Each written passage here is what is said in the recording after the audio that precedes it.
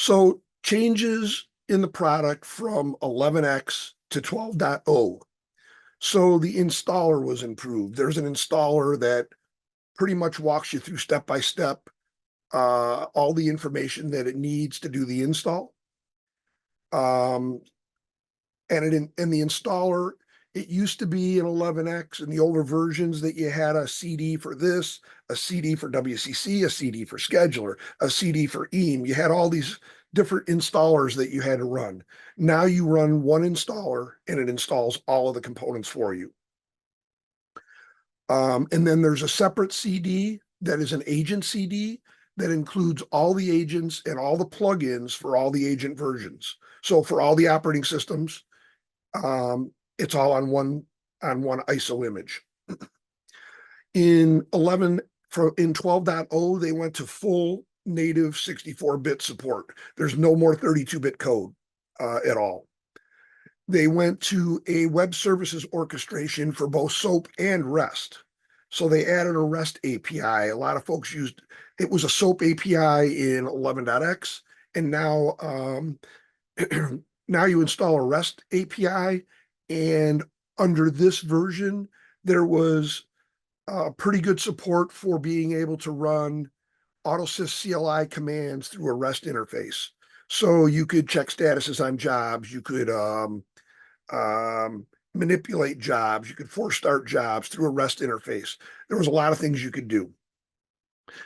You'll see that in the later versions, they've actually expanded on that, and now it's a pretty full REST API in 24.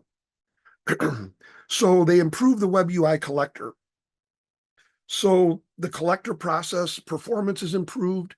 It was migrated to 64-bit, but also a lot of the collector functions are done through the REST API. And so the performance is better. It's a lot more accurate. It's quicker to build if you have to delete the cache and recreate the collector data. In 12.0, they introduced password vault support, but the only support that was introduced was for semantic privileged access manager. And what this means is instead of using AutoSys Secure for your Windows jobs, user IDs, and passwords, you could point it to the semantic privileged access manager and it would pull that information out of PAM. But the only vault that was supported in 12.0 was PAM. They added centralized agent upgrade into the web UI.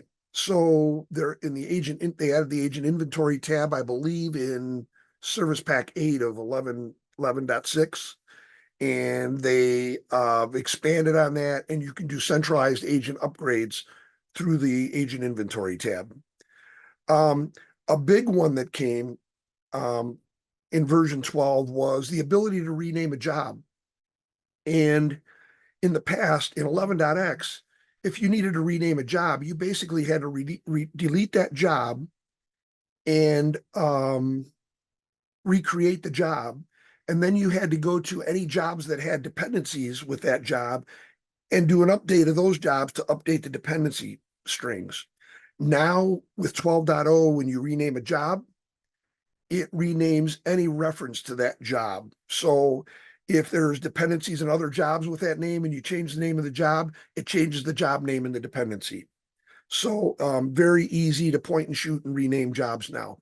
The other problem before was when you deleted the job and recreated it, it comes in as a new job and you lost all your job history.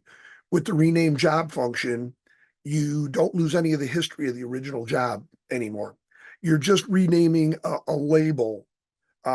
In this version, they made the JOID or the job ID the key value for the job, and the name of the job was just a label attribute to the job. So they're really just changing the attribute and not changing the JOID itself. We talked a little bit about the REST web interface, custom schema owner for Oracle and custom databases. So you can set your schema owner in the databases. And anytime you see platform and database certifications, it just means that they've added support for a new database version or operating system.